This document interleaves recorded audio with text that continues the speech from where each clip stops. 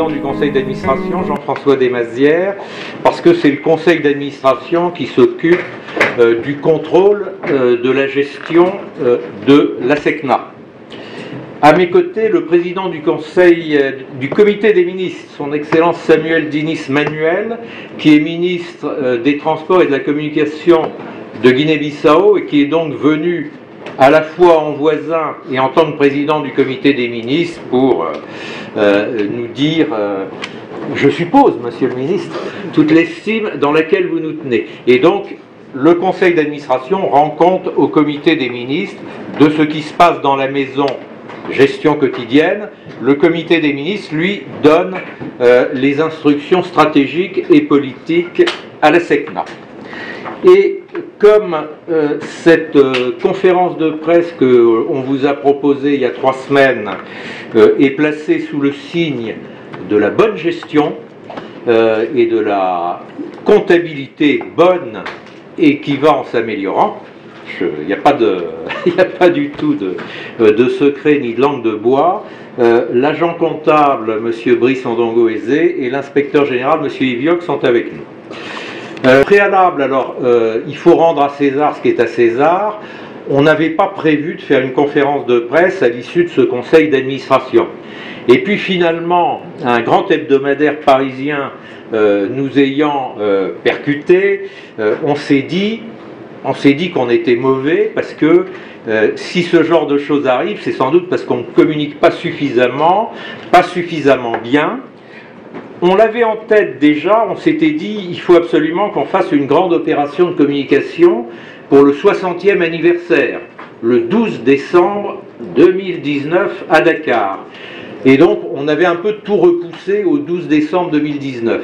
Bon, dans la mesure où Jeune Afrique a posé un certain nombre de questions, on s'est dit que, à l'humble niveau du conseil d'administration et des corps de contrôle, il valait mieux qu'on traite tout de suite avec vous les questions qui ont été posées sur la gestion et sur les comptes, de manière à vous donner de manière transparente et puis en questions-réponses toutes les informations dont vous avez besoin. Et mon Dieu, on gardera le stratégique et le politique pour le mois de décembre, pour le 60e anniversaire. Ça vous permettra sans doute de hiérarchiser et de préparer les choses. Alors, l'image qui est au tableau, comme vous le voyez dans un coin, il y a l'horaire, 16h16 minutes et 39 secondes. C'est du direct.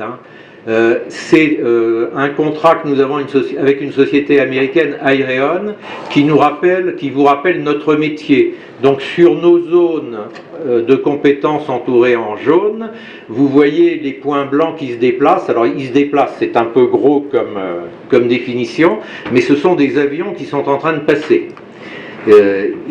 En tant que budgétaire, moi je vois voler de la redevance. Mais enfin, d'abord, il faut que ces avions passent, que ces avions soient tracés, qu'ils soient surveillés, qu'ils soient accompagnés, qu'on réponde aux demandes, etc., etc. Donc ce fond de carte vous rappelle les fondamentaux du métier de l'agence, sa première priorité. Accessoirement, vous voyez quand même que c'est un peu moderne et qu'on est branché ici sur des satellites de télécommunication dont un canal a été réservé pour communiquer avec les transpondeurs des avions de ligne. On nous renvoie l'image, mais ça c'est le DG parce que c'est lui l'ingénieur, c'est pas moi. Donc, bienvenue à tous, merci d'être venus. On va essayer de vous donner tout ce dont vous avez besoin.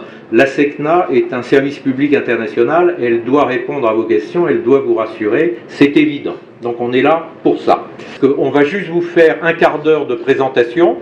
On n'évitera pas les questions soulevées par l'article de Jeune Afrique. Au contraire, on va essayer de les remettre en perspective. Je rappelle que votre collègue à Paris ne nous a rien demandé. Il a eu un document, il l'a pris, il a fait ce qu'il a fait avec, mais il ne nous a rien demandé. Donc c'est important qu'on fasse cet exercice de transparence et d'explication. Donc, je vais d'abord sur la performance technique et opérationnelle de l'agence, parce que c'est fondamental, donner la parole au directeur général pour qu'il vous explique quand même que la mission sécurité est accomplie. Donc DG, c'est à vous pour ces diapositives qui vous appartiennent. Merci, Monsieur le Président. Bonsoir tout le monde, mesdames et messieurs. C'est donc avec plaisir que nous vous accueillons au siège de l'Agence pour la sécurité de la navigation aérienne en Afrique et à Madagascar. L'occasion pour nous, une bonne occasion de vous parler de l'ASECNA, un organisme technique, un organisme qui rend un service public international. Et de ce point de vue, il a un certain nombre de performances qui sont attendues de cette organisation. Ces performances opérationnelles, comme vous le voyez ici sur le tableau, ce sont des indicateurs fixés par le comité des ministres de l'ASECNA et auxquels le directeur général de l'ASECNA devrait déférer, réussir à les réaliser et à maintenir l'ASECNA dans sa capacité de rendre un service de sécurité de la navigation aérienne de qualité. Cette qualité apparaît parfaitement quand vous voyez le nombre de vols que nous gérons. Donc pour l'année 2018, par exemple, nous avons géré 599 905 vols. Et en termes de qualité de service, nous avons eu 4 AirProx pour 100 000 vols. AirProx, cela signifie le fait que des avions se soient trouvés dans une situation qui pourrait entraîner un conflit, mais c'est sans danger. C'est une performance qui représente 0,84% pour 100 000 vols réalisés et contrôlés. C'est la meilleure performance mondiale de l'année en matière de sécurité de navigation aérienne. Je dis bien meilleure performance mondiale de l'année. Le deuxième élément important, c'est le nombre de pertes de séparation entre un pilote et un contrôleur de la circulation aérienne de l'ASECNA. Vous voyez que là, nous sommes en net progrès. Nous sommes passés à 6 pertes de séparation en 2014, 4 en 2015, 4 en 2016, 3 en 2017 et 2 en 2018. Les pertes de séparation, ce sont des situations qui peuvent se présenter pour des défauts de communication, par exemple. Et donc, on voit bien que ce sont des incidents qui sont obligatoirement recensés pour essayer de faire toujours mieux. Et on voit parfaitement qu'au cours des 5 dernières années, l'ASECNA a été en permanence dans une situation d'amélioration de ses performances de ce point de vue-là. Maintenant, le dernier élément, le plus important, c'est le nombre d'accidents liés au système ATM. L'ATM, c'est Air Traffic Management, la gestion du trafic aérien. Et vous voyez que l'ASECNA est l'un des opérateurs du monde le meilleur. Sur les 5 dernières années, nous avons eu 0 incident. C'est ce que vous voyez sur ce tableau.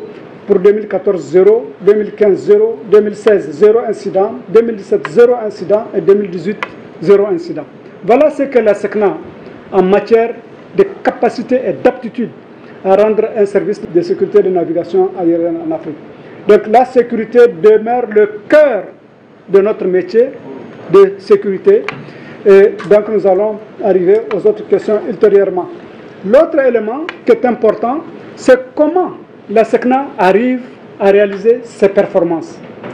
Ça, c'est grâce d'abord à la communication, parce que ce qui est important, c'est qu'à tout moment, un pilote, dans les 16 millions de kilomètres carrés, puisse communiquer avec un contrôleur. Et vous voyez bien que grâce à notre réseau propre, c'est un réseau qui appartient en propre à l'ASECNA. Il est composé de 128 stations terriennes. Et il est implanté, comme vous le voyez, sur 3 continents. Nous sommes la seule organisation au monde à disposer d'un réseau aussi immense. Pourquoi? Parce que nous aurons 16 millions de kilomètres carrés avec des responsabilités qui s'étendent sur plusieurs continents en particulier. Donc ce réseau de télécommunications, c'est grâce à lui que nous communiquons en permanence avec les avions, où qu'ils se trouvent dans les 16 millions de kilomètres carrés et aux frontières des espaces aériens ASECNA. La planche suivante, là, ce sont les performances financières. Nous avons été attaqués en particulier à travers les performances financières de l'agence. Et comme vous pouvez le constater, l'ASECNA ne s'est jamais aussi bien portée qu'actuellement. Vous voyez parfaitement que notre chiffre d'affaires est en progression constante depuis 5 ans. Vous voyez parfaitement que les résultats nets des exercices sont également en croissance constante. Mais ce qui est le plus important, c'est la capacité d'autofinancement de la SECNA. Parce que pour réaliser tous ces investissements, toutes ces réalisations pour assurer la sécurité de la navigation aérienne, il faut des ressources. Et ces ressources, où est-ce que nous les trouvons? Nous les trouvons dans la capacité d'autofinancement de la SECNA, c'est-à-dire des ressources dégagées en auto pour pouvoir faire des investissements, et des ressources bailleurs, donc la capacité de la SECNA à s'endetter auprès des bailleurs de fonds pour réaliser des investissements de long terme. Et donc vous voyez, quand on regarde la capacité d'autofinancement de la SECNA, vous voyez qu'elle a réalisé un progrès considérable. Nous sommes passés d'une capacité de 13 milliards en 2014 à 29 milliards en 2015, à 41 milliards en 2016, 52 milliards en 2017 et enfin à 67 milliards en 2018. Vous voyez que je voudrais bien qu'une organisation de l'envergure de la SECNA puisse présenter des résultats aussi performants en matière financière. Parce qu'il faut également savoir que la SECNA n'a pas pour mission de faire des bénéfices. La SECNA ne fait pas de bénéfices. La SECNA rend des services et elle est rémunérée pour les services qu'elle rend à juste prix. Et les prix sont fixés par le comité des ministres de l'agence chaque année. Et quand il y a un surplus, le surplus est réaffecté automatiquement à l'exercice suivant, comme dans toutes les comptabilités de nature publique, bien entendu. Là, l'autre élément majeur de la SECNA, et ça, il faut bien le noter, c'est le capital humain de la SECNA. Voilà une organisation qui est née en 1959 et pour laquelle les pères fondateurs ont eu cette idée extraordinaire de dire que la sécurité ne peut être assurée que par des hommes bien formés. D'où l'idée, dès le départ, de créer des écoles africaines.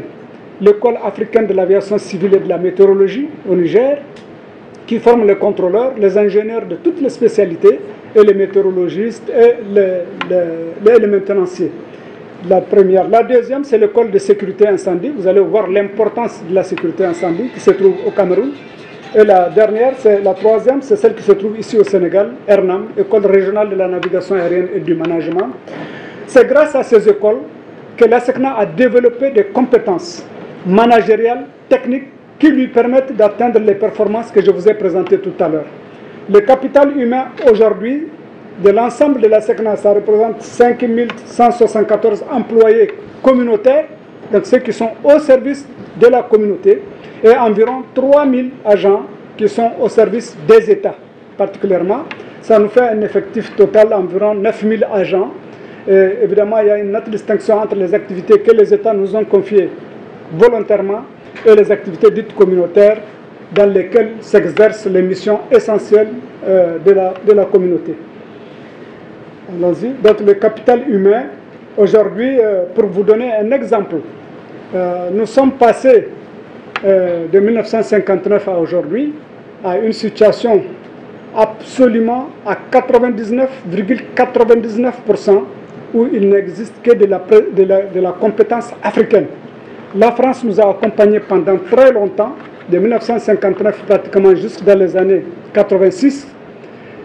L'essentiel des ingénieurs à l'époque était français, de la coopération.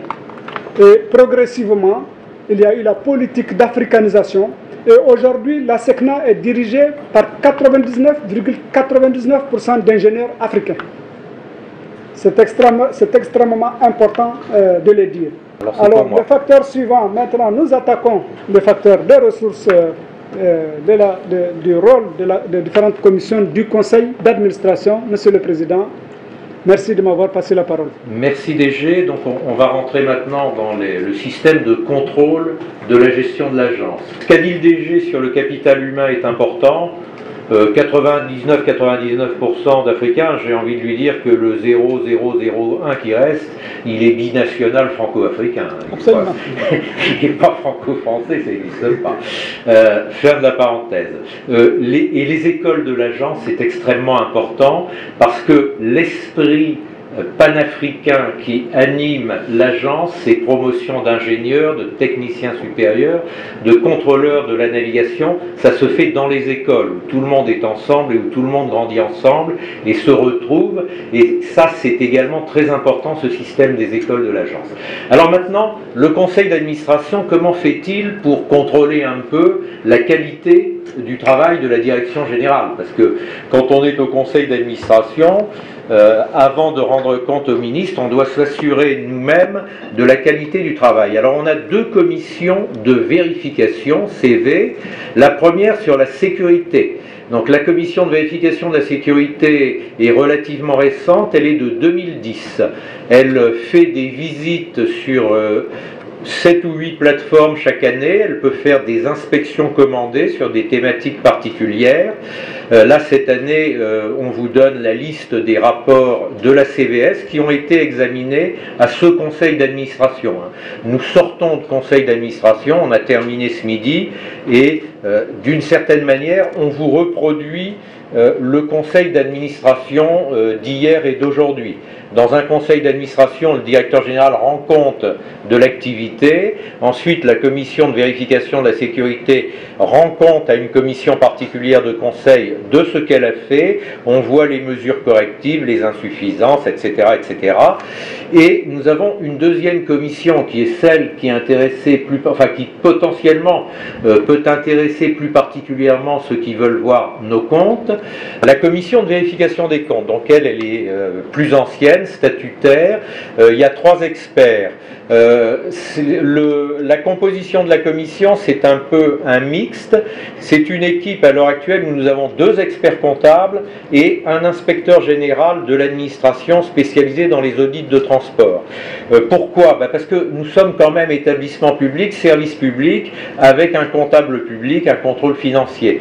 Donc les experts comptables qui, eux, sont parfaitement habilités pour superviser une comptabilité qui est une comptabilité de type commercial. On est dans le Cisco OHADA depuis 2012. On se rapproche de la zone brûlante. La commission de vérification des comptes, donc, qui est composée de cette équipe mixte, qui est indépendante, qui est totalement indépendante, qui rend compte au conseil d'administration, qui l'écoute avec attention, nous rend 4 rapports. Donc hier, et puis avant-hier en commission plus restreinte, on a entendu le rapport de la CVC. Alors il y a 4 rapports. Ces rapports ne sont pas secrets. Ils ne sont pas secrets pour une bonne raison, c'est qu'il y a 18 administrateurs dans 18 pays, qu'on les envoie aussi aux 18 experts ministériels, aux 18 ministres et qui circulent dans la maison. Alors, vous savez, avec Internet, imaginez que ce sont des rapports secrets. Non, ça n'a rien de secret, mais il faut quand même avoir le mode d'emploi pour les comprendre. Le rapport important, c'est le rapport sur le contrôle des comptes financiers dans lequel la CVC produit une opinion sur la certification des comptes. Cette année, comme l'année dernière, nous avons obtenu une certification avec réserve. Ceux qui connaissent un peu le monde des affaires savent qu'il est très rare d'avoir une certification parfaite et sans réserve, parce que pour la bonne raison que vous pouvez toujours faire des progrès, que vous êtes toujours perfectible. Mais le document important, c'est le rapport sur le contrôle des comptes financiers, certification avec réserve. Ensuite, les 2 rapports suivants sont des rapports plus intimes. C'est plus la cuisine de la maison. Si j'employais un langage familier, je dirais que c'est plus trash ou plus cash. L'article de Jeune Afrique s'est beaucoup appuyé, enfin on a cru reconnaître, je ne sais pas s'ils avaient exactement les bons documents, mais je le suppose, parce que comme ce ne sont pas des documents secrets, je n'ai pas de problème sur la circulation, il faut simplement donner les explications ou les demander. Donc le rapport sur le contrôle du compte administratif, c'est voilà comment vous avez géré votre administration, il y a tel et tel défaut, tel et tel manquement. Le rapport sur la gestion et sur le contrôle interne est souvent plus brutal dans sa formulation. Il y a par exemple des revues documentaires du travail de l'inspection générale. L'inspection générale dépêche une dizaine de missions par an dans les représentations de la SECNA, dans les différents États membres, et puis des fois tout va bien, des fois on trouve des choses qu'il faut redresser, des fois même ça peut aller jusqu'à des pénalités, un conseil de discipline, des fois ça peut même aller jusqu'à un licenciement, et donc dans ce rapport sur la gestion et le contrôle interne, la commission de vérification des comptes faisant une étude documentaire nous dit bah, écoutez, voilà, sur vos 10 rapports, je fais la cartographie de vos risques, vous êtes en danger ici, vous êtes en danger là, vous devriez, etc., etc. Donc il faut bien comprendre que dans le rapport sur la gestion et le contrôle interne, on est plus dans une logique de cartographie des risques à partir d'un travail d'inspection qui a pu aboutir à la détection de fraude, mais qui a été fait en interne par l'inspection générale. Enfin, vous avez le rapport sur la régularité des comptes de l'agent comptable, qui effectivement en 2017 a donné lieu à une difficulté particulière que le journaliste a relevée. On va y revenir, parce qu'il n'y a aucun problème pour vous expliquer ça non plus. Dernière phrase, au titre de l'audit des comptes clos au 31 décembre 2018, le conseil d'administration a demandé à la CVC de réaliser une revue informatique des contrôles généraux et applicatifs du système d'information de la SECNA. Alors, là, je précise aussi tout de suite, Jeune Afrique a très bien identifié qu'il y avait un problème d'informatique gestionnaire et comptable, budgétaro-comptable, c'est comme ça qu'on dit. Je vais revenir sur ce problème budgétaro-comptable. Le comité des ministres s'est beaucoup impliqué dans cette affaire en 2015, 2016, 2017, quand on était en difficulté, puisqu'on a été en difficulté sur les comptes.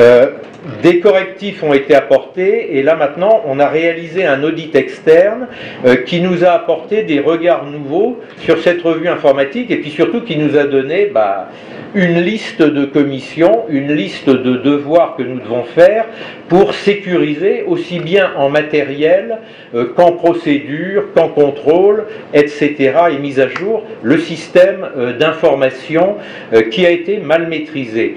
La diapositive suivante, s'il vous plaît, vous permet de rentrer dans le vif du sujet et ça vous explique pourquoi, je dirais, le scoop de Jeune Afrique était un scoop un peu réchauffé, mais c'est un scoop quand même. Donc vous voyez, je suis sympa, je vous donne acte du scoop. Vous avez les années 2012 à 2018. Il faut voir ça dans la durée. Vous avez l'opinion de la CVC sur la certification des comptes. Bon, pas de surprise, c'est certifié avec réserve. Mais les 3 premières colonnes en jaune, c'est les colonnes de la crise. C'est les colonnes de la crise comptable de la SECNA. Alors c'est vrai qu'à l'époque, on n'a pas fait de conférence de presse pour en parler. Mais ce n'était pas un secret non plus. 2012, vous voyez que les comptes sont approuvés en juin 2014. Un an de retard. 2013, vous voyez que les comptes sont approuvés en juillet 2015. Un an de retard. 2014, décembre 2015, 6 mois de retard. La crise de la SECNA, elle est là sur cette période 2012-2014. La crise comptable. Mais pas que comptable. Parce qu'à partir du moment où vos comptes sont approuvés avec plus d'un an de retard, vous perdez vos bailleurs de fonds. La BEI, l'AFD, la SFI, donc des banques de développement, qui avaient pris des engagements en 2012 pour nous financer, on dit si vous n'avez pas de compte, on arrête. Et effectivement, cette crise des comptes était quelque chose de grave, parce que ça a menacé, d'abord ça a compromis la réalisation du plan d'investissement, ça a menacé la trésorerie. C'est extrêmement fâcheux.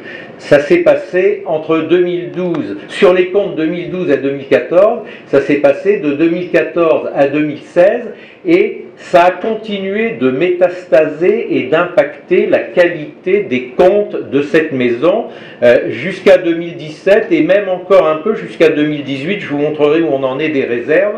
On progresse, rassurez-vous. Et on arrive à faire lever des réserves de temps en temps.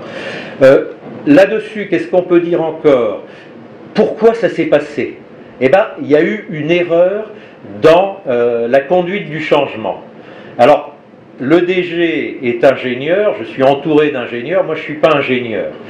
Vous êtes dans une maison d'ingénieurs, c'est vrai que l'administration, la comptabilité, ça suivra, c'est l'intendance. Il y a peut-être eu une façon de traiter les comptes, ça n'a pas été suffisamment priorisé, on n'a peut-être pas suffisamment écouté les gens. En 2012, la direction générale a décidé de changer de système comptable. On a basculé sur 2012 dans le Cisco ADA. C'est une réforme dure de passer d'un système public à un système commercial. Première réforme. Et on l'a jumelé avec le changement de logiciel budgétaro-comptable. Donc deuxième réforme majeure, on dit aux gens, on enlève le système informatique que vous connaissez, on vous en met un nouveau, c'est pas du tout le même.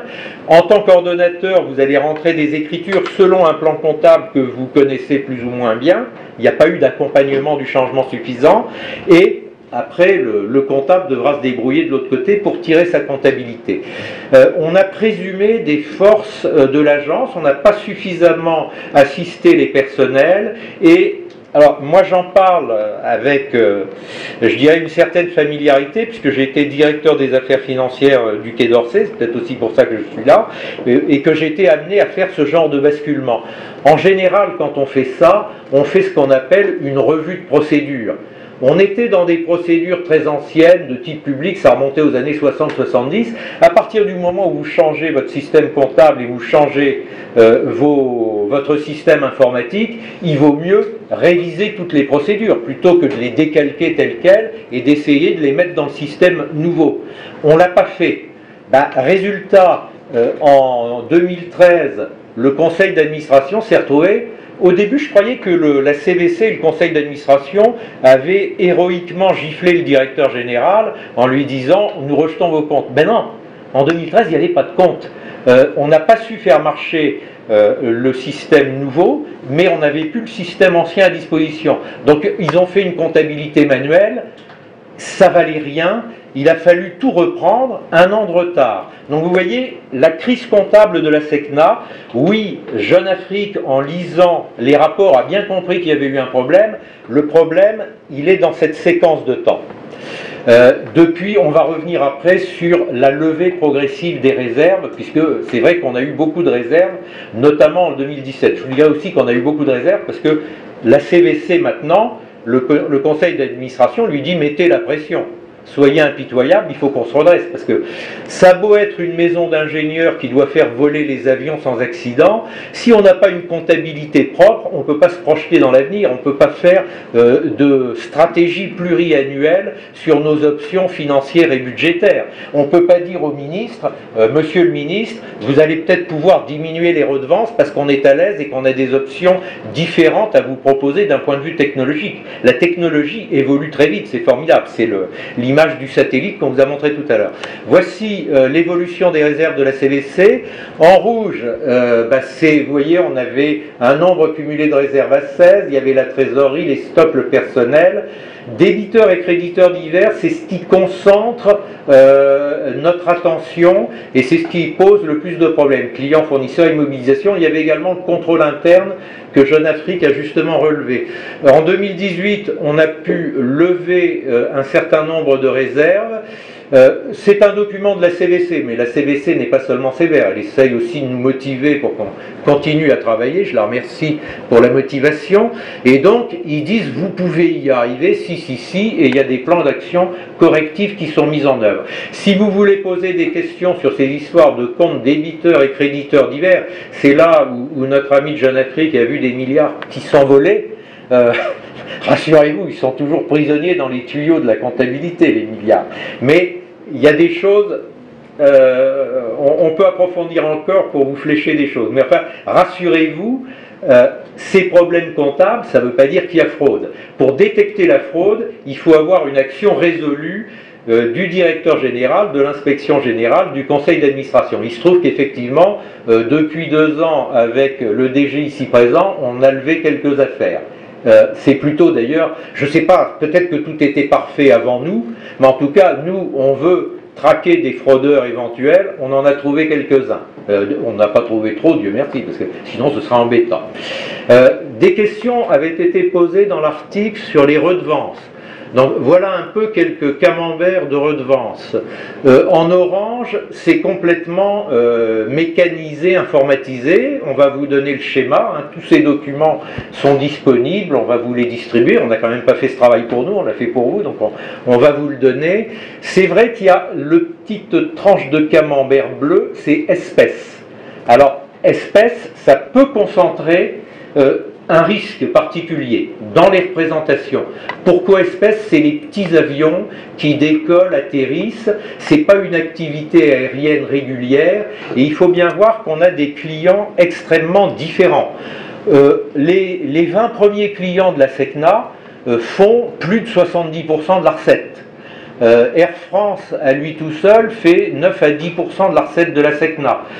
Ethiopian, Royal Air Maroc, voilà des gros clients. La TAP portugaise, ça peut vous paraître curieux, mais la TAP portugaise est un très gros client. Le 5e ou le 6e. Pourquoi?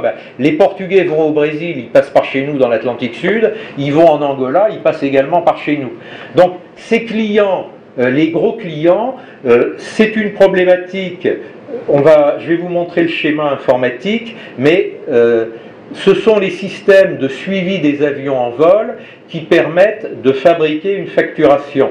La facturation est évidemment adressée mécaniquement. Voilà, Top Sky, c'est les données de vol. C'est déversé dans le logiciel FREDA qui permet de fabriquer la facturation. On le retrouve après dans le PGI. Ce système est totalement verrouillé. Il y a eu à Dakar, Sénégal, une tentative de fraude à l'intérieur de ce système. Je ne peux pas en parler de manière approfondie parce qu'il y a une plainte au pénal et il y a un procès en cours. Je suppose que les journalistes sénégalais suivent ça.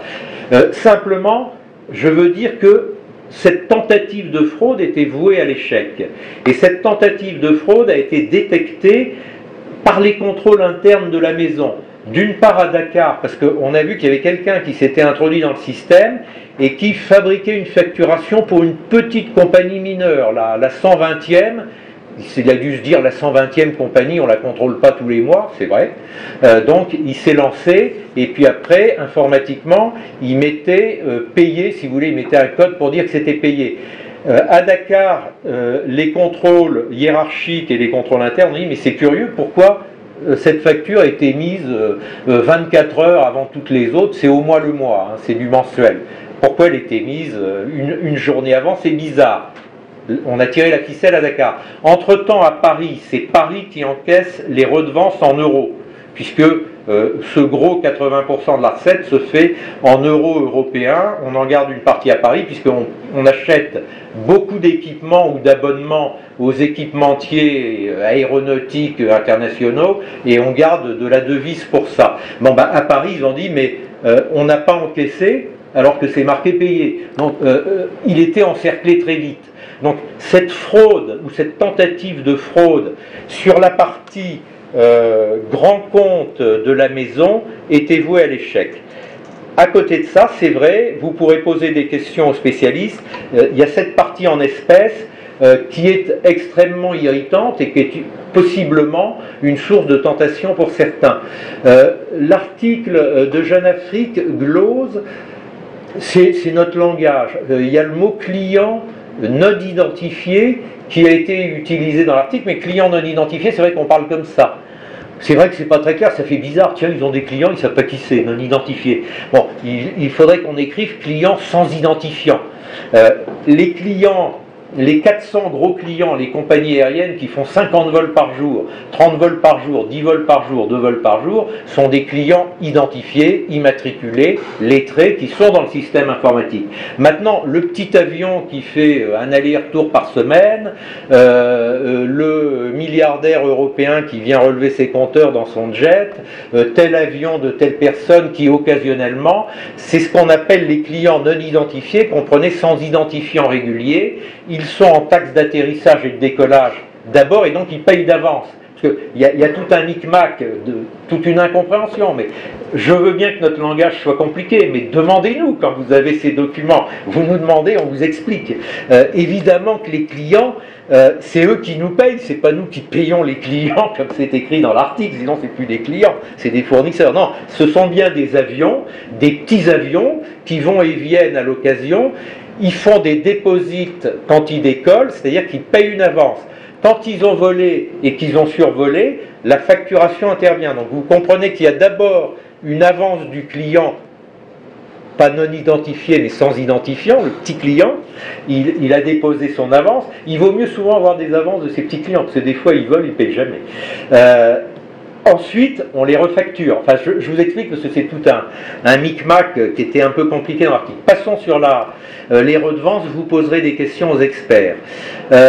Dispositif de contrôle interne, c'est vrai qu'on l'a reconstruit complètement et que c'est en 2018 que l'inspection générale a été créée. Donc vous voyez la pyramide, elle est à peu près conforme, elle est même conforme aux règles de l'art, c'est-à-dire qu'il y a du premier niveau, du deuxième, troisième, quatrième niveau, pour arriver jusqu'au conseil d'administration qui est au dernier niveau, avec le comité des ministres au-dessus. La structure dure, l'inspection générale, l'audit externe, la CVC, la CVS, parce qu'en plus de la faut payer, mais on le fait, des auditeurs externes, c'est demandé par les banques. Hein. Le DG ne vous l'a pas dit, mais le signe de la bonne santé revenue de la SECNA, c'est qu'en février, c'est pas complètement anodin, vous en avez entendu parler dans la presse, mais comprenez ce qu'il y a derrière. Quand en février, on resigne une convention pour 15 ans avec l'Agence française de développement qui nous avait quittés en 2013 en nous disant bye bye, faites les comptes, on reviendra quand vous serez à jour. Bon, ça y est, ils sont revenus. La confiance est revenue. Et on a signé avec Ecobank, qui est le grand groupe panafricain, je n'ai pas besoin de faire un dessin, au mois de juin, au moment du salon du Bourget. Donc si vous voulez, la confiance des prêteurs est revenue, c'est simplement une présomption, si vous voulez, je vous donne une présomption qui peut vous faire imaginez que les choses ne vont pas si mal que ça. Ensuite, bon, vous avez le contrôle financier, etc.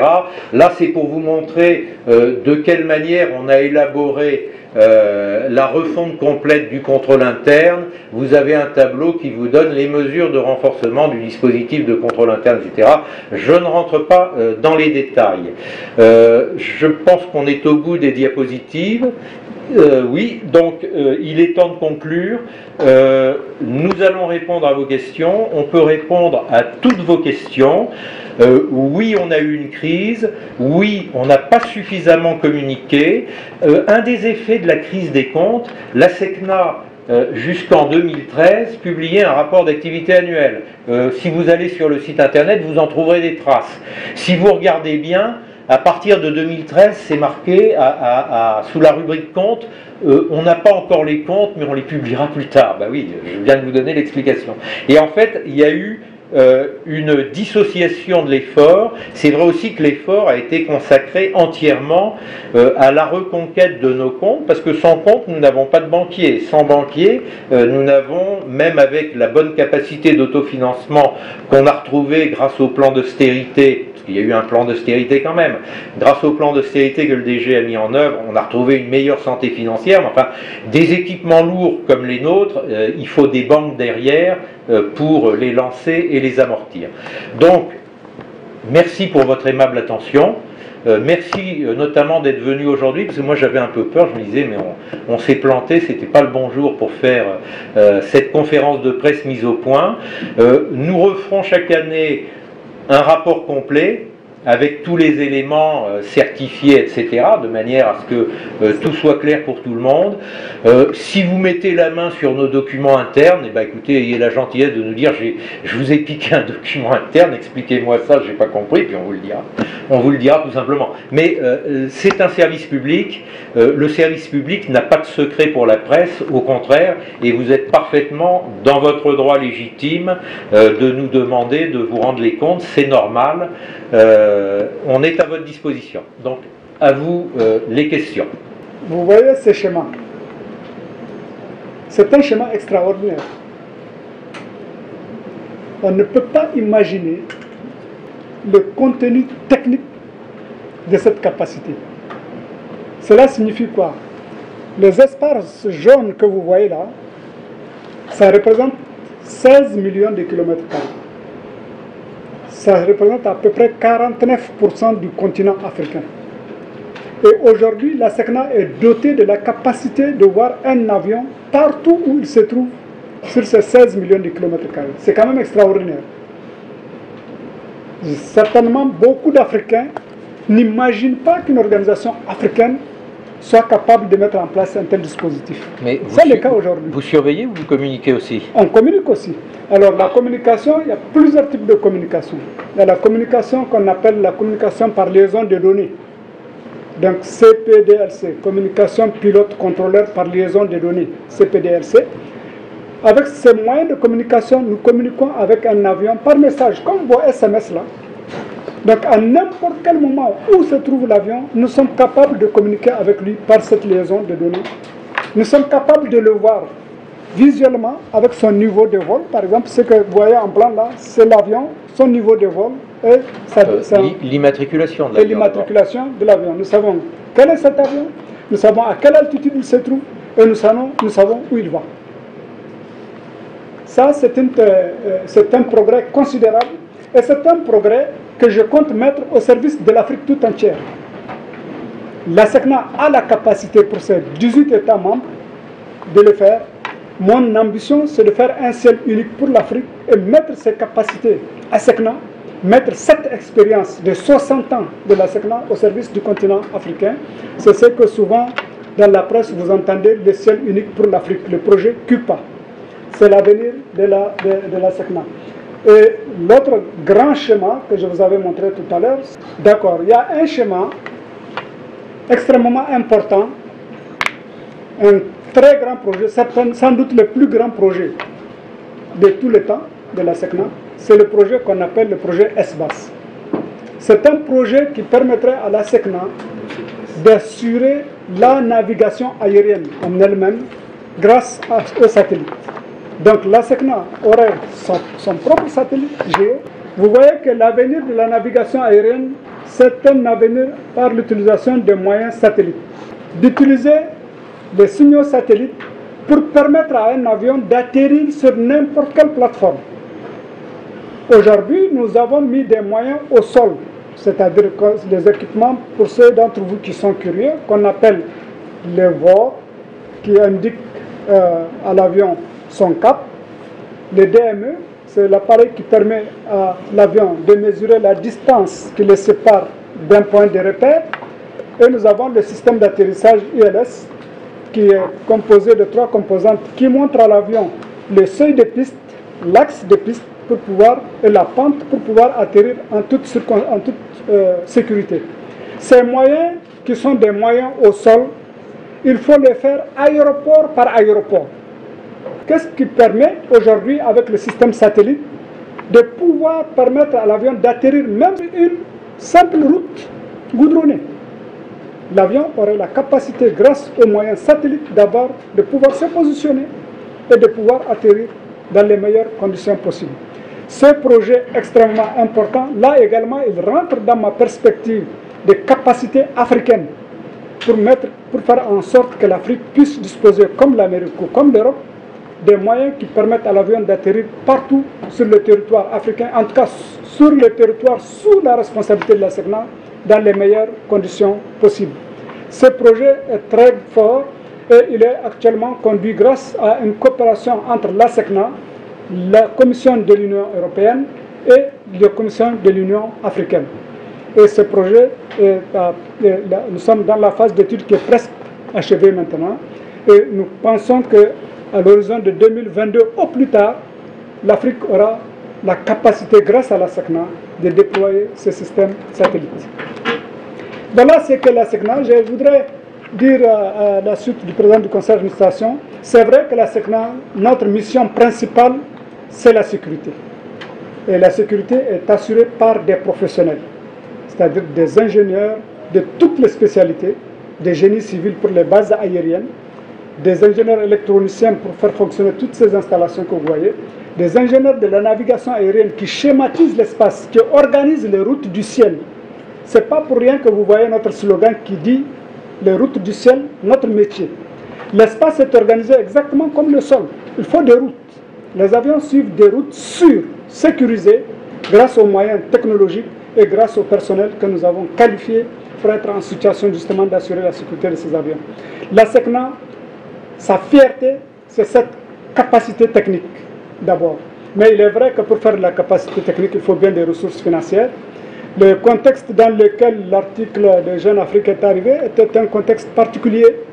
C'était le moment où la confiance des bailleurs de fonds était revenue. La SECNA avait sollicité un financement bailleur de l'ordre de 260 milliards que le conseil d'administration m'a chargé de trouver. Vous m'avez demandé de mobiliser des financements extérieurs. J'ai mobilisé 750 milliards. Pour chercher des financements, vous le savez, on fait des tables rondes généralement. On dit voilà mes besoins. Moi j'ai dit à tous les bailleurs, les besoins de la SECNA c'est 260 milliards. Sur la base de cette information, j'ai reçu des offres de 750 milliards. Sur les 750 milliards, le conseil d'administration m'a autorisé à signer 140 milliards. Pour l'instant, c'est largement suffisant pour nos besoins, grâce à la capacité d'autofinancement de la SECNA qui s'est très confortablement améliorée. Et donc, aujourd'hui, le financement de la SECNA est sûr. L'article de Jeune Afrique, j'ai dit, il est tombé un peu à contre-temps parce que c'était au moment précis où je devais signer les conventions de 140 milliards que l'article est sorti. Ça aurait pu mettre la SECNA en danger parce que les bailleurs auraient dû prendre compte de cette alerte sur les comptes de la SECNA et considérer qu'il y a des doutes sur la capacité de la SECNA. Heureusement, comme l'a dit si bien le président du conseil d'administration, les comptes de la SECNA ne sont pas confidentiels. Les comptes de 2012 à 2017 ont été mis à la disposition de tous les bailleurs de fonds de la SECNA. Donc les observations que Jeune Afrique a faites, ces observations sont connues de tous les bailleurs de fonds. Et c'est pour cela que les bailleurs de fonds n'ont pas changé leur option de signer avec la SECNA, malgré cette alerte. Parce que moi je considère l'article de Jeune Afrique comme une alerte.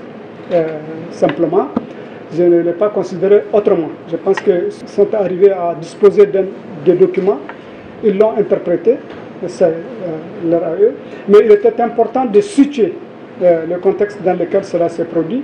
Et comme je l'ai dit à Jeune Afrique, je les remercie quelque part d'avoir soulevé ces lièvres qui ont permis aujourd'hui de faire le point, de clarifier la situation.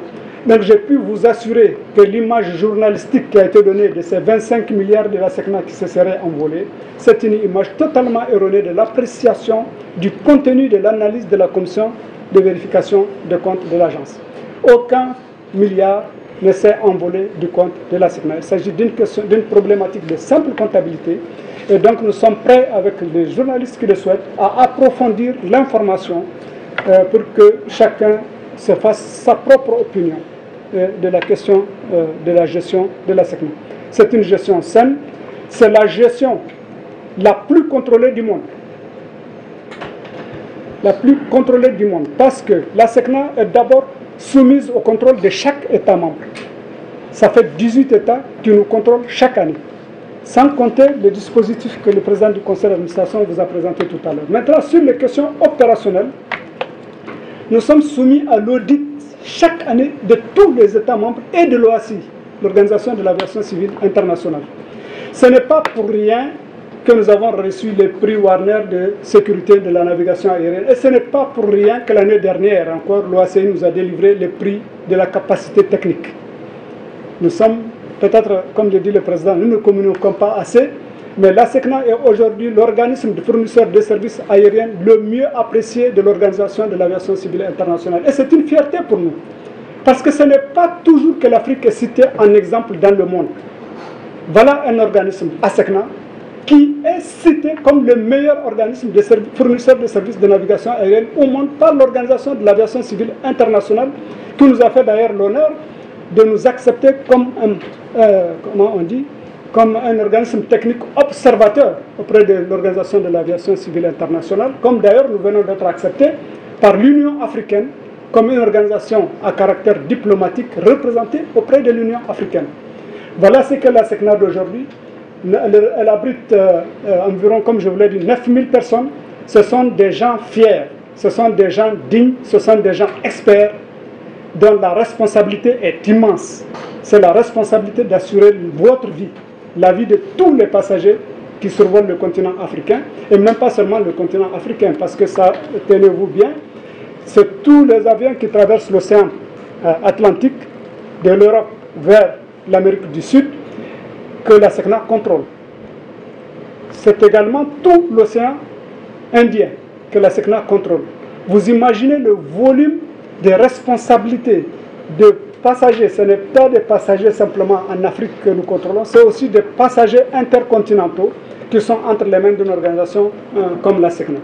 Les moyens techniques que nous avons développés aujourd'hui n'ont absolument rien à envier aux moyens techniques développés par l'Amérique ou par l'Europe. Vous savez également que depuis l'année dernière, nous avons décidé de passer comme en Europe au guidage radar. Désormais, nous avons déjà 8 aérodromes africains qui sont passés au guidage radar. Et nous avons 4 qui vont passer très bientôt, au mois d'août. C'est déjà publié dans le cycle ERAC, donc le cycle de publication de navigation aérienne. Et donc à l'horizon de fin 2019, l'essentiel des aéroports des capitales africaines vont passer au guidage radar exactement comme à New York ou à Paris. C'est déjà fait. Le personnel est formé, les équipements sont en place. Et donc les 4 là, c'est un processus simplement de mise en œuvre progressive qui nous permettrait donc à la fin, au début du mois d'août, d'assurer des guidages radar sur l'essentiel des plateformes que nous avons sous notre responsabilité. Jeune Afrique, et je les remercie, ils ont relevé l'ampleur de la tâche de la SECNA. Plus de 157 tours de contrôle, ce n'est pas facile à gérer. 57 aérodromes internationaux, ce n'est pas des choses faciles à gérer. Mais cela, nous le faisons grâce à la compétence de ces personnels. J'ai été particulièrement peiné lorsqu'on a cité l'exemple d'un agent qui se serait aventuré à aller négocier une sous-facturation. Les ingénieurs que nous sommes, les techniciens que nous sommes, les agents des pistes que nous avons ne sont pas tous des voleurs. Ce sont des agents consciencieux. Et le président du conseil d'administration vient de faire la démonstration éclatante que le risque est mineur. Nous n'avons la capacité de détournement que sur des sommes minimales qui représentent moins de 1% des ressources de la SECNA. Et je peux également vous assurer que depuis 2017 à aujourd'hui, des très hauts cadres de la SECNA sont en prison. Beaucoup des agents qui se sont permis des indélicatesses ont été licenciés. Ils ont été emprisonnés. Donc la SECNA est en train de rentrer dans sa robe d'une organisation internationale respectueuse des fonctionnements des organisations internationales. Voilà les compléments que je peux faire peut-être pour vous permettre de poser des questions. Voilà que j'ai eu raison. Une main s'est levée. Poser quand même, par exemple, sur l'article de Jeune Afrique, et je vois que quand même ça vous tient à cœur, parce que c'est des questions de finances. La question, est-ce qu'en interne, au sein de la SECNA, vous avez prévu quand même de prendre des mesures, ou bien de faire des inspections afin de situer toutes les responsabilités sur toute la chaîne, donc concernant cet article? Bon, vous savez, les journalistes ont leur subterfuge pour accéder à certaines informations, etc. Mais est-ce qu'en interne, vous avez prévu de mettre en place quand même un comité d'inspection pour situer toutes les responsabilités et d'en tirer effectivement les conclusions? La deuxième question, il y a eu, je pense, le 28 janvier 2018, on avait assisté à Addis Abeba au lancement du projet de l'Union africaine, Open Sky africain. Aujourd'hui, quelle est la position effectivement de la SECNA? Est-ce que vous pouvez nous faire un peu l'état des lieux par rapport aux pays effectivement qui adhèrent à ce projet? Est-ce qu'il y a aussi des réticents effectivement par rapport effectivement à ce projet de l'UA Open Sky africain? Merci beaucoup. Merci. Je prends tout de suite votre première question. La presse est libre, la presse écrit ce qu'elle veut, et comme je vous l'ai dit, ce n'est pas des documents secrets. Donc, il s'est passé ce qui s'est passé. Pour nous, ça nous donne davantage de motivation pour mieux communiquer, être plus transparent, c'est notre devoir. On n'a pas de chasse à faire ni de questions à se poser. Bon, après, chaque journal et chaque journaliste a sa déontologie et fait comme il pense devoir faire. Hein. C'est pas, on ne va pas dramatiser non plus. Il ne faut pas dramatiser. Monsieur le directeur général, l'Open Sky africain. Merci, Monsieur le Président. Donc, l'Open Sky africain, évidemment, c'est quelque chose qui rentre dans l'agenda 2063 de l'Union africaine. Il a plusieurs composants. dans l'une des premières composantes la plus importante, c'est le marché unique du transport aérien. Donc, comme vous le savez, le président du Togo a été désigné par l'Union africaine comme le champion du marché unique du transport aérien. Nous travaillons en étroite collaboration entre la SECNA et l'organisme en charge de cette politique, notamment, comme vous la connaissez, la CAFAC. Et donc, la politique des ciels de l'Open Sky, elle a plusieurs composantes, dont celle du transport aérien d'une côté, ça c'est les avions, les compagnies aériennes, mais de l'autre côté, il y a la composante navigation aérienne, sécurité de la navigation aérienne, et c'est là que des organismes comme la SECNA ont un rôle à jouer. Pour la sécurité de la navigation aérienne sur le continent, aujourd'hui, le comité des ministres de la SECNA a autorisé un plan d'orientation stratégique allant jusqu'en 2032.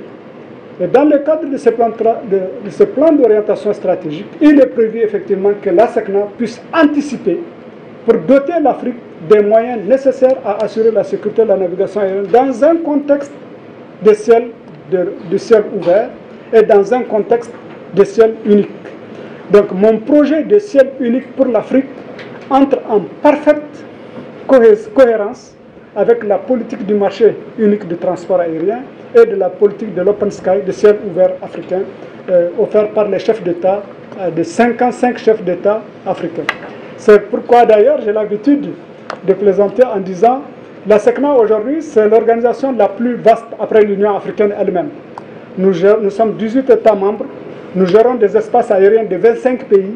Eh bien, notre volonté c'est de faire en sorte que demain la SECNA soit 55 pays. Et de telle manière qu'effectivement l'Afrique puisse mettre effectivement en place une politique africaine de la sécurité de la navigation aérienne.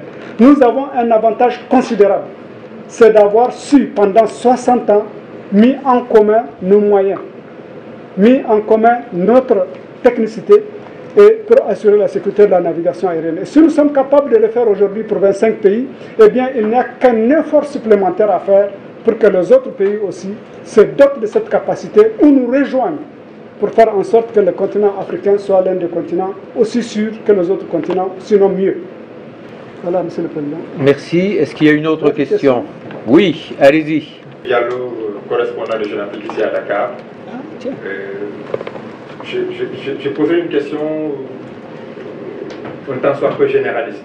Vous comprendrez ma position. Je ne suis ni l'auteur de l'Afrique, encore moins spécialiste des questions relevant du secteur. C'est un collègue à Paris qui l'a écrit. Donc par honnêteté intellectuelle, je ne peux m'aventurer dans des questions techniques que je ne maîtrise pas. Je n'ai pas eu accès aux dossiers, aux documents exploités par Jeune Afrique. Donc je m'en tiendrai à une question généraliste. Monsieur le directeur général, vous avez dit tout à l'heure que vous remerciez Jeune Afrique d'avoir dans une certaine mesure alerté. Si vous employez ce mot, ça veut peut-être implicitement qu'il y a danger ou bien qu'il y a problème quelque part. Est-ce que vous pouvez vous expliquer plus précisément? Oui, je confirme, parce que le président l'a démontré tout à l'heure. Je confirme qu'il y a eu des risques majeurs. C'est que la SECNA, en 2012, n'a pas su conduire le changement de l'outil de gestion comptable et financière. Nous avons introduit en 2012 ce qu'on appelle le logiciel intégré de gestion. Et c'est ce tableau où le président vous a expliqué que de 2012 à 2014, effectivement, nous avons traversé une période difficile. Il a même parlé de crise. Je vous rappelle que pour les grandes entreprises comme la SECNA, où il y a 18 pays, il y a 23 centres de synthèse, ce n'est pas facile d'introduire un outil informatique comme ça. La conduite du changement doit avoir son importance. Et c'est l'introduction de cette nouvelle outil qui a créé la crise. Et donc nous nous sommes retrouvés dans des situations telles que Jeune Afrique les a relevées. Moi je dis merci à Jeune Afrique parce que c'est un lanceur d'alerte. Ça permet aujourd'hui de savoir que la SECNA a eu un passé difficile. Le président a même été plus loin. Il vous a dit que tous les bailleurs de fonds institutionnels avaient rompu avec la SECNA. Pourquoi ils ont rompu avec la SECNA? C'est à cause de cette plage jaune-là que vous avez au tableau. Ça veut dire que pendant 3 années, nos comptes n'étaient pas sûrs. Mais regardez le redressement extraordinaire qui s'est opéré derrière. C'est que depuis 2015, 2016, 2017 et 2018, la SECNA a pu faire certifier ses comptes. Ils sont réguliers. Sa situation financière, comme je vous l'ai montré tout à l'heure, s'est accrue comme jamais. Par conséquent, la confiance, et le président vous l'a rappelé, la confiance des bailleurs est revenue. Aujourd'hui, l'agence est à l'aise, comme je l'avais indiqué, elle est solide. Techniquement, elle est solide, elle est capable de compétir avec n'importe quel fournisseur mondial de services de navigation aérienne. Et sur la question financière, sa santé est excellente. J'ai reçu d'ailleurs pour cela les félicitations du comité des ministres, ainsi que les félicitations du conseil d'administration pour avoir pu redresser la situation financière. Mais ce redressement ne s'est pas fait sans peine. Ça s'est fait au prix de mesures draconiennes. Parce que j'ai dû prendre en 2017, lorsque je suis arrivé, j'ai dû prendre 12 mesures de rigueur approuvées par les travailleurs, parce que les travailleurs eux-mêmes se sentaient menacés, approuvées par le conseil d'administration, approuvées par le comité des ministres. Et ces 12 mesures de rigueur ont permis, en 2 ans et demi, de redresser totalement la situation financière de l'agence. Et c'est pour cela d'ailleurs que dans ma réponse à Jeune Afrique, j'ai remercié Jeune Afrique en disant oui, vous avez vu des choses qui n'étaient pas bonnes dans la maison, oui, nous assumons le passé qui n'était pas bon, mais je peux vous garantir qu'aujourd'hui, la SECNA est une des organisations les plus solides possibles, et financièrement et techniquement, sur la place internationale. Bien, avant que le match commence, il faut compléter, aller au bout des questions. Le DG est chaud, il a raison, il est passionné, c'est son métier. Du côté du conseil d'administration, on est plus froid, mais c'est aussi notre métier et notre tempérament, on se complète. Je voudrais juste dire, sur la SECNA, fille aînée de l'OACI, on pourrait dire comme ça. Comprenez bien que la SECNA, vous êtes à Dakar, pour vous c'est évident, c'est quand même une organisation unique au monde. Il y a une petite sœur en Amérique centrale. On les a invités pour le 60e anniversaire. Vous savez, en Amérique centrale, en dessous du Mexique et jusqu'à la Colombie, il y a plein de petits pays. C'est minuscule. Les avions changent de pays tous les quarts d'heure. L'organisation à SECNA est exemplaire pour l'OACI. Quand on parle de ciel unique, ça veut dire qu'à 8000 mètres d'altitude, il n'y a pas de frontière. Il faut que l'avion puisse voyager en sécurité sans avoir à jongler avec les redevances, les taxes, les contrôleurs, les langues, etc. Donc le modèle à SECNA est effectivement unique au monde, il est très suivi à l'OACI. En Europe, on n'a pas réussi à le faire le même. On a Eurocontrol, mais en Europe, chaque petite entité, y compris la Suisse ou le Luxembourg ou la Belgique, ont leur organisation autonome et les avions doivent à chaque fois changer, etc. Donc c'est vrai que la SECNA, c'est quelque chose d'unique et de très particulier, et vous comprenez l'enthousiasme du directeur général. C'est fondé, c'est vrai que c'est un trésor pour vos pays. Jeune Afrique, je voudrais quand même aller au bout des questions et des interrogations, hein, parce que quand il y a quelque chose, il vaut mieux gratter tout pour être sûr qu'on soit bien en phase. Sur l'article de Darras, il disait d'ailleurs pas mal de choses qui étaient bonnes et positives, qu'il avait retrouvées aussi dans l'article. C'est pour ça, moi, je ne fais pas de procès d'intention. Il avait relevé, par exemple, la réduction des salaires des cadres dirigeants, enfin un certain nombre de mesures du plan d'austérité, donc dont acte. Quand on dit 25 milliards envolés, quand on dit qu'il y a du désordre dans les comptes débiteurs, créditeurs, fournisseurs divers, c'est-à-dire les comptes d'attente en général, et puis on envoie des milliards en l'air, comme on est correct, on dit envolé, on ne dit pas volé, Dieu merci, parce que là sinon on aurait franchement été vexé.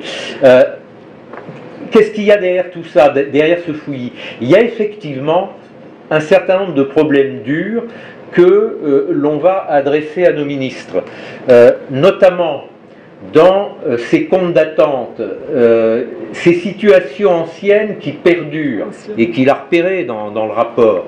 Vous avez les facturations des compagnies aériennes défuntes des États membres. Parce que c'est vrai que la SECNA, ce n'est pas elle qui va mettre à mort la compagnie d'un État membre. Donc du coup, on facture, on ne reçoit pas l'argent, la compagnie meurt, mais comme nous ne sommes pas une organisation internationale, que nous avons un système de type commercial, avec des factures impayées, des factures qu'il faut provisionner, des créances irrecouvrables, ça pèse sur les comptes. C'est là peut-être où le mot envolé, ou alors le mot cloué au sol pour les compagnies aériennes défuntes a du sens. Et là, vous en avez effectivement pour une vingtaine de milliards de francs. Donc, vous voyez, il y a... en discutant, on aurait peut-être pu cerner certains types de problèmes qui effectivement correspondent à des réalités de la maison. On porte ces vieilles factures des compagnies aériennes défuntes. Vous me direz, il y a des compagnies aériennes européennes ou américaines qui meurent et qui peuvent nous laisser des ardoises. Et c'est vrai que par rapport aux liquidations judiciaires, on a des avocats qui se présentent pour les liquidations judiciaires. On n'est pas des créanciers prioritaires, hein. C'est d'abord le personnel, les organismes de sécurité sociale, etc. Mais on essaye toujours de récupérer. Mais quand les compagnies portent le pavillon national, notre statut international, inter-État, fait qu'on a toujours eu une difficulté ou une pudeur à traiter ce problème. Sauf que maintenant, d'un point de vue comptable dans nos comptes, c'est vrai que c'est un peu désordre, donc on va en parler au ministre et on va leur dire, écoutez, vous inquiétez pas, il y en a à peu près pour tout le monde et il faut qu'on se remette à jour parce qu'on est quand même dans une comptabilité de type commercial, donc il ne faut pas la jouer en international. La relance des mécanismes de contrôle et d'inspection du directeur général. Alors effectivement, vous avez 2 procès au pénal à Dakar, on n'en dit rien, ça concerne 2 cadres dirigeants. Sachez également, transparence, on a un cadre dirigeant à Bangui qui a été remercié. On l'a remplacé par un expatrié qui est venu du Burkina Faso d'ailleurs, parce que c'était peut-être pas plus mal, c'est très difficile le Centrafrique. Hein. Il faut être en empathie aussi avec nos amis centrafricains, mais finalement quelque part on s'est dit, le représentant de Ouagadougou, on va l'envoyer là-bas, un expatrié burkinabé pour remettre à jour et à niveau le système aérien de Bangui, qui est d'ailleurs crucial pour la survie du pays, il faut le faire. Et ça s'est fait en début d'année, j'ai vu le DG à Paris, on a conféré, on s'est même vu à l'aéroport Charles de Gaulle, au bistrot du départ, on a bu le café en regardant tous les travaux de M. Yock ici présent. Je lui dis, écoutez, allez-y, voyez le ministre, mais faites une transaction et dites-lui de reconnaître ses torts, et puis on va le faire sortir. Et on a regardé, il y a ça et ça, qui sont des preuves irréfutables. Alors, il y a des tas d'explications sur Bangui, mais on moralise l'affaire, et donc vous voyez, 3 cadres dirigeants ont été épinglés. Ces histoires-là, c'est des millions, hein. C'est pas des milliards, c'est des millions les fraudes. Bah, sinon on serait mort depuis longtemps, hein. Faut pas non plus... Il y a quand même... faut rester lucide. Mais enfin, même des millions c'est trop. On est un service public. Si le directeur général est passionné, si on a été choqué et qu'on ne surréagit pas, parce que c'est bien de réagir et de vous donner l'info, si on a été choqué, c'est parce qu'il y a quand même 6000 personnes à l'article 2, plus 3000 autres, qui l'ont pris dans la figure. Donc on doit aussi protéger nos personnels, protéger moralement, parce que il faut que tout le monde soit irréprochable, on est bien d'accord. Donc voilà en gros ce que je voulais vous dire. On prend encore les autres questions, je ne sais pas quelle heure il est par rapport au foot, mais on ne va pas non plus vous empêcher de voir le match, mais on ne va pas se défiler, on est là pour répondre à d'autres questions. À vous. Monsieur le Président, un dernier élément, parce que la presse sénégalaise aussi s'est intéressée aux situations, notamment de détournement. Il y a eu quelques articles qui ont apparu. Oui, il y a eu de vrais problèmes. Entre 2017 et maintenant, il n'y a pas moins de 15 cadres qui ont fait soit des tentatives de fraude, soit des fraudes avérées, et qui sont tous soit licenciés, soit en prison. Sans exception. Alors, le mot cadre ne veut pas dire dirigeant, rassurez-nous. Oui, quand je dis cadre... Combien de cadres? Alors, les cadres de dirigeants, c'est 3. Voilà, c'est les 3 que je vous ai donnés. Ça, c'est les plus hauts. Maintenant, les cadres, ce ne sont pas des cadres dirigeants, mais c'est des cadres. Il y en a 5.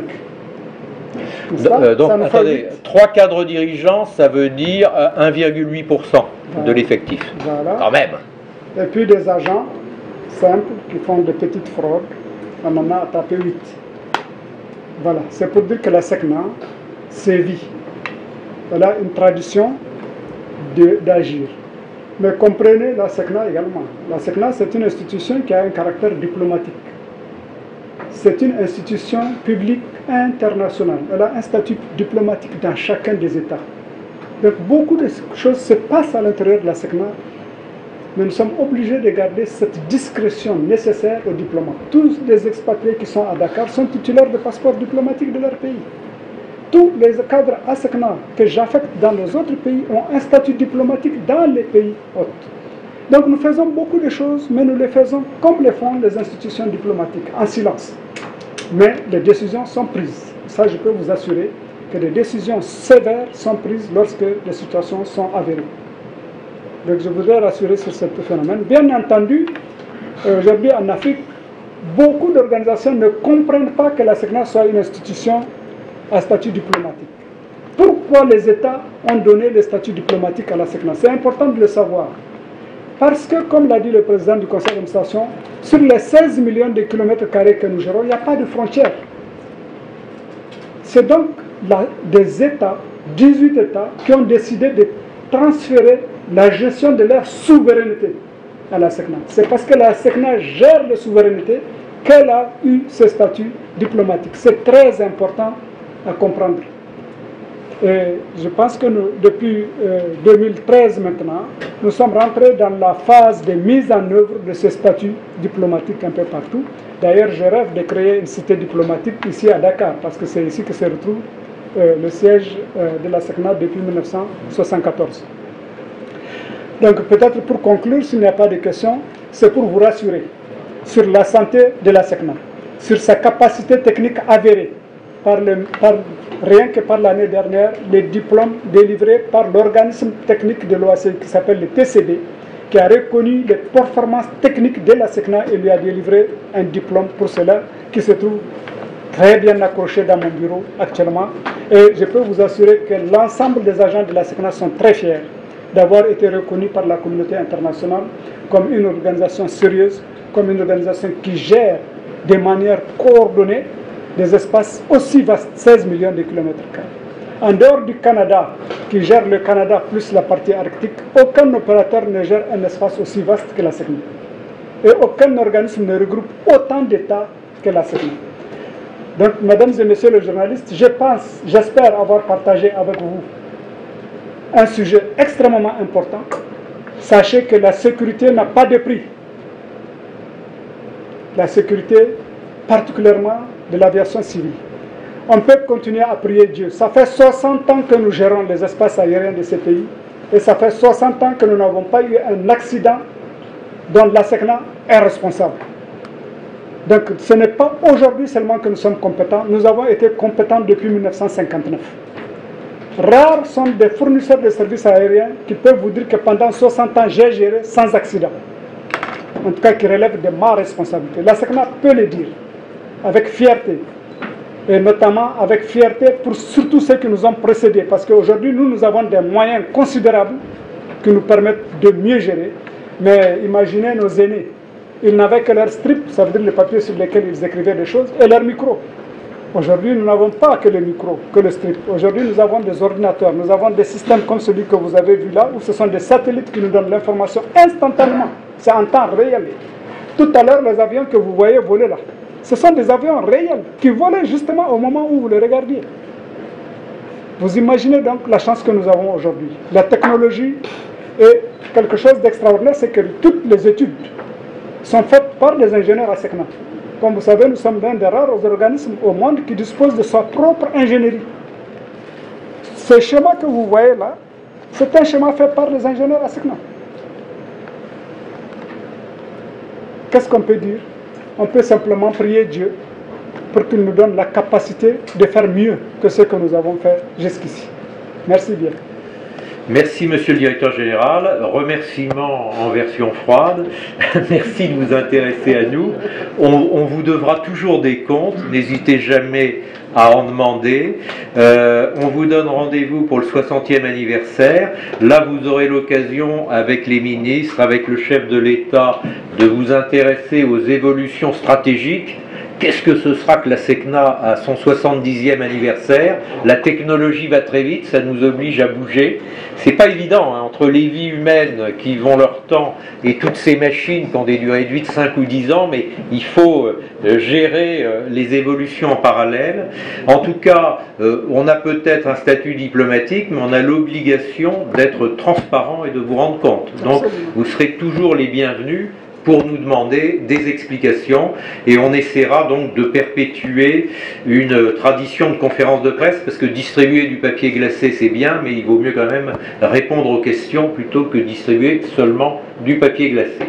Je vous remercie beaucoup et je souhaite que le meilleur gagne, et vous savez à qui je pense.